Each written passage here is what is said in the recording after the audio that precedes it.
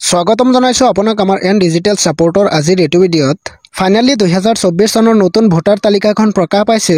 এতিয়া আপুনি এইটো ভোটাৰ লিষ্ট কেনেকৈ ডাউনলোড কৰিব আৰু কেনেকৈ চেক কৰিব যে আপোনাৰ বা আপোনাৰ পৰিয়ালবৰ্গৰ সকলো সদস্যৰ নাম এইটো লিষ্টত শুদ্ধকৈ প্ৰকাশ পাইছে নে নাই, আৰু লগতে যিসকলে নাম বা জন্মৰ তাৰিখ শুদ্ধভাৱে অনলাইনত আবেদন কৰিছিলে সেইসকলৰ নাম বা ডেট অফ বাৰ্থ শুদ্ধকৈ প্ৰকাশ পাইছে নে নাই আপুনি সেইটোও চাব পাৰিব।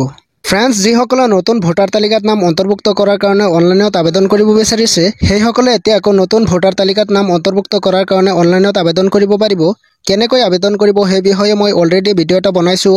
আপুনি যদি ভিডিঅ'টো চোৱা নাই ভিডিঅ'টো চাই ল'ব। ভিডিঅ'টোৰ লিংক ডেছক্ৰিপশ্যন বক্সত পাই যাব।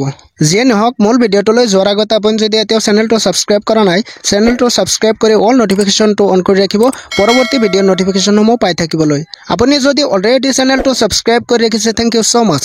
অন্যথা আপুনি যদি ফেচবুকত চাই আছে, ফেচবুক পেজটো লাইক আৰু ফ'ল' কৰিবলৈ নাপাহৰিব। তেন্তে বলক বেছি কথা নাপাতি আজিৰ মূল ভিডিঅ'টোলৈ আগবাঢ়ো।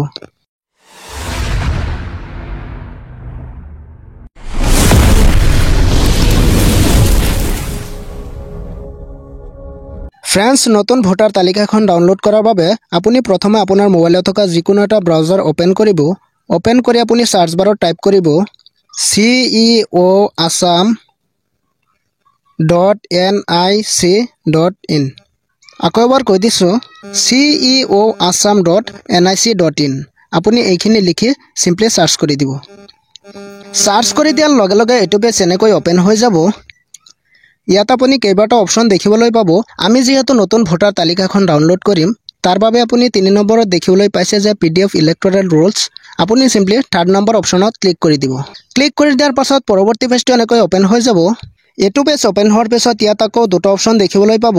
আপুনি যদি 2023 চনৰ ভোটাৰ তালিকাখন ডাউনলোড কৰিব বিচাৰে তেনেহ'লে আপুনি তলৰটোত ক্লিক কৰি দিব, আৰু আপুনি যদি নতুন ভোটাৰ তালিকাখন ডাউনলোড কৰিব বিচাৰে অৰ্থাৎ আপুনি যদি 2024 চনৰ ভোটাৰ তালিকাখন ডাউনলোড কৰিব বিচাৰে তেনেহ'লে আপুনি ওপৰটোত ক্লিক কৰি দিব। ক্লিক কৰি দিয়াৰ লগে লগে নেক্সট ইণ্টাৰফেচটো এনেকৈ অ'পেন হৈ যাব। এতিয়া আপুনি ওপৰত দেখিবলৈ পাইছে যে ষ্টেটটো আছাম চিলেক্ট কৰা আছে। তাৰপিছত আপুনি চিলেক্ট ডিষ্ট্ৰিক্টত ক্লিক কৰি দিব। চিলেক্ট ডিষ্ট্ৰিক্টত ক্লিক কৰাৰ লগে লগে অসমত যিমানকেইটা ডিষ্ট্ৰিক্ট আছে সকলো ডিষ্ট্ৰিক্টকেইটা আহি যাব। ইয়াৰ পৰা আপুনি আপোনাৰ নিজৰ ডিষ্ট্ৰিক্টটো চিলেক্ট কৰি ল'ব। ডিষ্ট্ৰিক্টটো চিলেক্ট কৰাৰ পিছত তলত দেখিবলৈ পাইছে যে চিলেক্ট এছেম্বলি। আপুনি চিলেক্ট এছেম্বলিত ক্লিক কৰি দিব। ক্লিক কৰি দিয়াৰ লগে লগে এছেম্বলিসমূহ শ্ব' কৰিব। ফ্ৰেন্ডছ, এটা কথা মন কৰিব, আপোনালোকে নিশ্চয় জানে যে অসমৰ প্ৰতিটো জিলাৰ এছেম্বলিসমূহ নতুনকৈ নিৰ্ধাৰণ কৰা হৈছে। সেয়েহে আপোনাৰ কোনটো এছেম্বলি হয় আপুনি সেইটো ভালদৰে জানি ল'ব। তাৰপিছত আপোনাৰ যোনটো এছেম্বলি হয় আপোনাৰ এছেম্বলিটো আপুনি চিলেক্ট কৰি দিব। এছেম্বলিটো চিলেক্ট কৰাৰ পিছত আপুনি তলৰ চিলেক্ট লেংগুৱেজত ক্লিক কৰি দিব। লেংগুৱেজত ক্লিক কৰি দি আপুনি তলৰ আছামিজটো চিলেক্ট কৰি দিব। তাৰপিছত আপুনি তলত এটা কেপচাৰ কোড দেখিবলৈ পাইছে। এই কেপচাৰ কোডটো এইটো বক্সত আপুনি সঠিককৈ এণ্টাৰ কৰি দিব। কেপচাৰ কোডটো এণ্টাৰ কৰাৰ পিছত আপুনি অলপ স্ক্ৰল ডাউন কৰিব। তাৰপিছত ইয়াত এটা চাৰ্চ বক্স দেখিবলৈ পাইছে। ফ্ৰেন্ডছ, আপুনি যদি আপোনাৰ ভোট কেন্দ্ৰটোৰ নাম জানে তেনেহ'লে আপুনি ইয়াত চাৰ্চ অপশ্যনত ক্লিক কৰি আপোনাৰ ভোট কেন্দ্ৰটোৰ নামটো লিখি দিব। লিখি দিয়াৰ লগে লগে নামটো আহি যাব। আৰু আপুনি যদি নাজানে তেনেহ'লে আপুনি স্ক্ৰল ডাউন কৰিব। ইয়াত আপুনি পাৰ্ট ডিটেইলছত ভোট কেন্দ্ৰৰ নামসমূহ দেখিবলৈ পাব। আপুনি স্ক্ৰল ডাউন কৰি ইয়াত বিচাৰিব। যদি নাপায় তেনেহ'লে আপুনি আৰু স্ক্ৰল ডাউন কৰিব। স্ক্ৰল ডাউন কৰি আপুনি তলত দেখিবলৈ পাব যে শ্ব' 20 ৰেকৰ্ডছ। আপুনি ইয়াত ক্লিক কৰি দিব। ক্লিক কৰি দি একেবাৰে তলৰটো চিলেক্ট কৰি দিব। চিলেক্ট কৰি দি আপুনি ইয়াত বিচাৰিব। যদি নাপায় তেনেহ'লে আপুনি আকৌ স্ক্ৰল ডাউন কৰিব। স্ক্ৰল ডাউন কৰি আপুনি এইটো এৰ' আইকন দেখিবলৈ পাইছে, ইয়াত ক্লিক কৰি দিব। ক্লিক কৰি দিয়াৰ পাছত ছেকেণ্ড পেজ আহি যাব। ইয়াত আপুনি আকৌ বিচাৰিব। যদি নাপায় তেনেহ'লে আপুনি আকৌ এই এৰ' আইকনত ক্লিক কৰি দিব। ক্লিক কৰি দিয়াৰ পাছত থাৰ্ড পেজটো আকৌ আহি যাব। আপুনি এনেকৈ বিচাৰি ল'ব। ফ্ৰেন্ডছ, আপোনাৰ ভোট কেন্দ্ৰটোৰ নামটো যদি জনা থাকে তেনেহ'লে আপুনি চাৰ্চ বক্সত গৈ চাৰ্চ কৰি দিব। অলপখিনি লিখি দিয়াৰ লগে লগে তলত আহি যাব। মই গোটেইখিনি লিখা নাই, অলপ লিখিছোঁ। তাৰপিছত আপুনি পাৰ্ট ডিটেইলছত আপোনাৰ ভোট কেন্দ্ৰটো ভালদৰে চাই ল'ব। মোৰটো আহি গৈছে। এতিয়া আপোনাৰ যোনটো ভোট কেন্দ্ৰ হয় সেইটো ভোট কেন্দ্ৰৰ লগত এটা ডাউনলোড আইকন দেখিবলৈ পাব। আপুনি চিম্পলি এই ডাউনলোড আইকনত ক্লিক কৰি দিব। ক্লিক কৰি দিয়াৰ পাছত আপুনি অলপ ৱেইট কৰিব। ডাউনলোড হওঁতে মাজে মাজে অলপ সময় লাগে। আপুনি অলপ ধৈৰ্য সহকাৰে ৱেইট কৰিব। PDF ফাইলটো কিন্তু অলৰেডি ডাউনলোড হৈ গৈছে।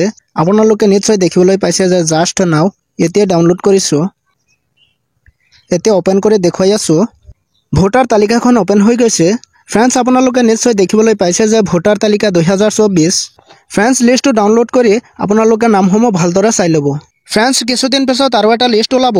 যিসকলে নেকি ভোটাৰ তালিকাত নতুনকৈ নাম অন্তৰ্ভুক্ত কৰাৰ কাৰণে অনলাইনত আবেদন কৰিছে সেইসকলৰ নামসমূহ নতুন লিষ্টত প্ৰকাশ পাব। ফ্ৰেণ্ডছ, আপুনি এনেকৈ অতি সহজতে 2024 চনৰ নতুন ভোটাৰ তালিকাখন ডাউনলোড কৰিব পাৰিব। আজিৰ ভিডিঅ'টো ইমানেই আছিল। ভিডিঅ'টো চাই ভাল পালে ভিডিঅ'টোত লাইক এটা কৰি দিব আৰু ভিডিঅ'টো এটা শ্বেয়াৰ মাৰি দিব যাতে এই ভিডিঅ'টো চাই সকলোৱে নিজৰ নিজৰ ভোটাৰ তালিকাখন ডাউনলোড কৰিব পাৰে। ফ্ৰেণ্ডছ, আপোনাৰ মনত যদি ভোটাৰ সম্পৰ্কীয় কোনো ধৰণৰ প্ৰশ্ন থাকে তেনেহ'লে কমেণ্ট বক্সত কমেণ্ট কৰিব। মই আপোনালোকৰ প্ৰতিটো কমেণ্টৰ ৰিপ্লাই দিয়াৰ চেষ্টা কৰিম। ভিডিঅ'টো চোৱাৰ বাবে আপোনাক বহুত বহুত ধন্যবাদ।